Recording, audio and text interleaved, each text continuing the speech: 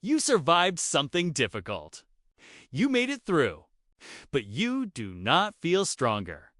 You feel depleted, hollowed out, and somewhere in the quiet hours, you wonder if endurance itself might be a trap.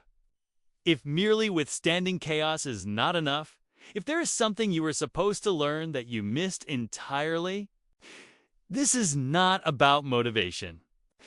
This is about a fundamental misunderstanding of what transformation actually requires. Jung understood something most people resist. Chaos is not the enemy of psychological development. It is the condition for it.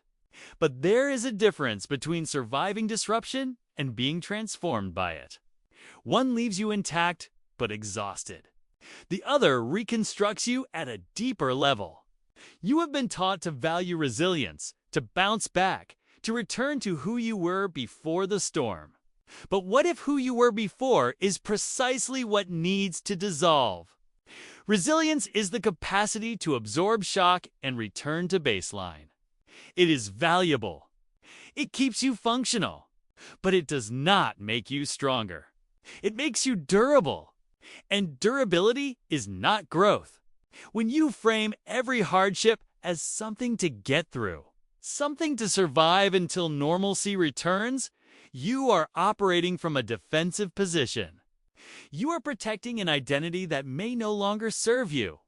You are clinging to a version of yourself that the chaos itself is trying to dismantle. This is where most people become stuck. They endure. They persist. They hold the line.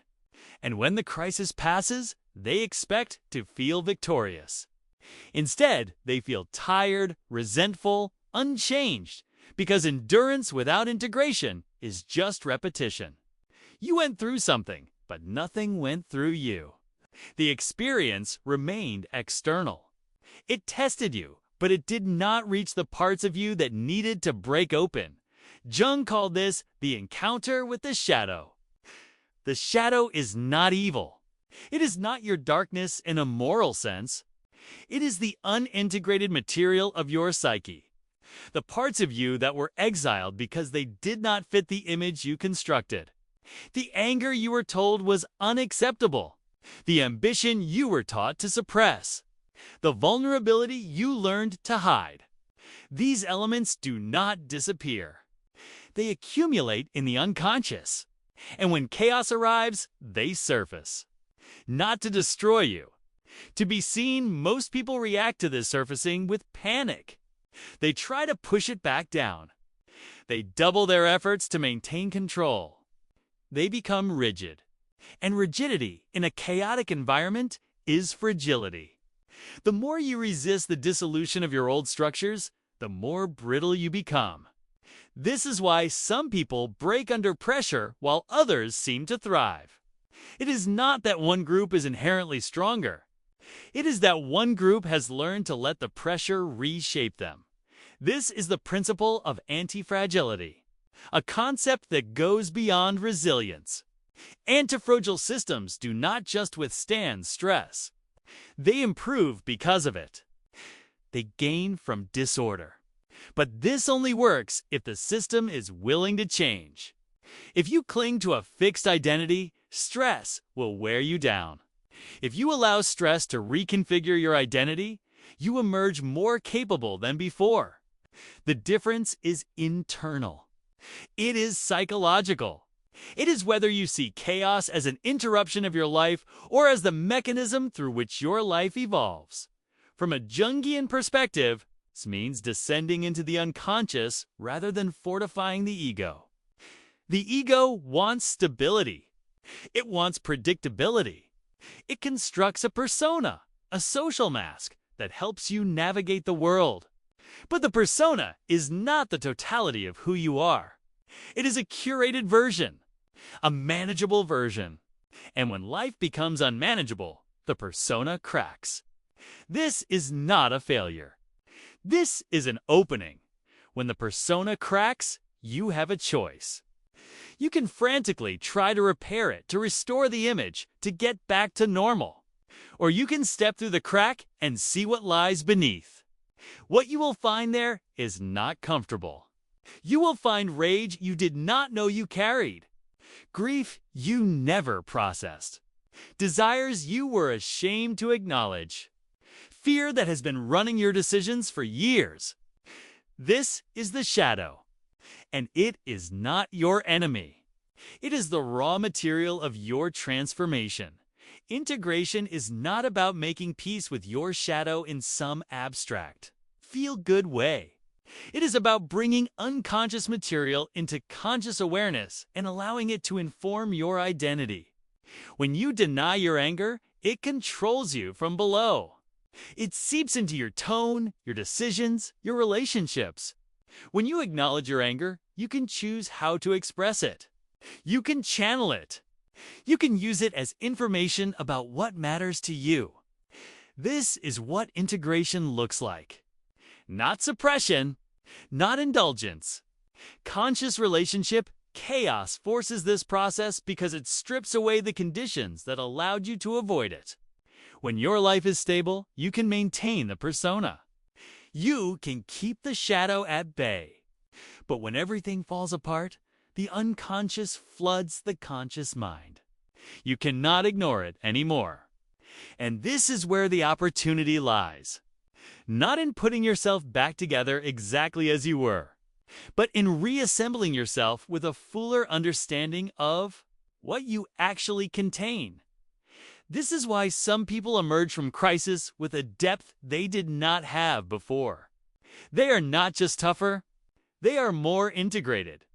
They have access to parts of themselves that were previously locked away. They are no longer one-sided. They are no longer performing a narrow version of who they think they should be. They are more whole. And wholeness is not the same as perfection. Wholeness includes your contradictions, your flaws, your complexity. It is the acceptance that you are not a single coherent narrative. You are a process, and processes evolve. But this evolution requires something most people are unwilling to give: surrender. Not surrender in the sense of defeat. Surrender in the sense of release. You must release the fantasy that you can control outcomes. You must release the belief that your value depends on maintaining a particular image. You must release the idea that who you were 5 years ago is who you must remain. These are defenses. And defenses in the face of real transformation are obstacles. Jung spoke often about the necessity of death and rebirth in the individuation process. Individuation is the psychological journey toward becoming a complete person. It is not about becoming better in a superficial sense. It is about becoming more fully yourself. And this requires the death of the false self, the constructed self, the self that was built to please others, to avoid conflict, to fit into systems that were never designed for your particular shape. When chaos arrives, it acts as a solvent. It dissolves these constructions. And if you allow it, if you do not cling, you will find that what remains is more solid than what you lost. What remains is not a persona. It is presence. It is the capacity to meet reality as it is, rather than as you wish it to be. It is the ability to act from your center rather than from fear or conditioning. This is what it means to become antifragile, not invulnerable, not untouchable, but responsive, adaptive, rooted in something deeper than circumstances. Discipline becomes essential here. Not the discipline of grinding through pain. The discipline of attention. The discipline of noticing when you are reacting from the shadow rather than responding from awareness. The discipline of sitting with discomfort without immediately numbing it. The discipline of asking what this moment is trying to teach you rather than what you can extract from it. This is inner work. And inner work does not look impressive from the outside. It looks like stillness, like silence, like someone who is no longer frantic. This stillness unnerves people Because most people are addicted to motion, to busyness, to the appearance of productivity. When you stop performing, when you stop defending, when you stop trying to manage how others perceive you, something shifts. People who are still fragile will try to destabilize you. They will test you. They will project their unprocessed material onto you. This is the mirror effect. Your integration reflects their fragmentation. And fragmentation does not like to be reminded of its condition. But you are no longer interested in managing their reactions. You are no longer invested in being understood by people who have not done their own work. This is not arrogance. This is boundaries. This is the recognition that your psychological development is not a group project. You can offer insight.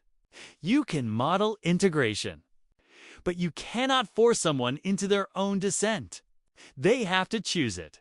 And most will not. Most will continue to avoid the shadow until life forces the encounter. This is where silence becomes power. Not the silence of repression. The silence of self-possession. You no longer need to explain yourself. You no longer need to justify your choices to people who are operating from a completely different framework. You speak when speech serves. You withdraw when withdrawal serves. You are no longer reactive. You are no longer available for manipulation. Because manipulation only works on someone who is afraid of being seen as they are. When you integrate your shadow, you become less controllable. Because the tools that control most people no longer work on you. Shame does not work. Guilt does not work. Social pressure does not work. These tools depend on you being disconnected from your own authority. They depend on you believing that your worth is determined externally. But integration returns you to internal authority. You become the arbiter of your own value. And once that shift occurs, you are free in a way most people never experience. This freedom is not reckless. It is not nihilistic. It is grounded in responsibility. Because when you own your shadow, you also own your impact. You stop blaming. You stop playing the victim. You stop waiting for external conditions to change before you take action. You recognize that your response is the only thing you control. And you refine that response until it reflects the person you are becoming rather than the person you are conditioned to be. Chaos will come again. It always does. But the next time it arrives, you will meet it differently. You will not brace for it. You will not try to outlast it. You will move through it with the understanding that it is not happening to you. It is happening for you. It is the friction that sharpens you. The pressure that reveals what is actually solid. The disruption that clears away what no longer belongs. This is the antifragile mindset. Not optimism, not positive thinking, not denial. It is the recognition that growth requires breakdown. That transformation requires descent. That becoming whole requires confronting what you have spent your life avoiding. And when you stop avoiding, when you turn toward the shadow instead of away from it, you discover that you are far more capable than you believed. Not because you are suddenly stronger, but because you are no longer divided against yourself. You are no longer at war with parts of your own psyche. You are no longer exhausting yourself by maintaining an image that was never real. You are integrated. And integration is not a destination. It is a practice. A continual return to awareness. A willingness to see what arises without collapsing into it or pushing it away. This is mastery, not control, not dominance. The capacity to remain present with whatever is true, and what is true is this. You are not the same person you were before the chaos.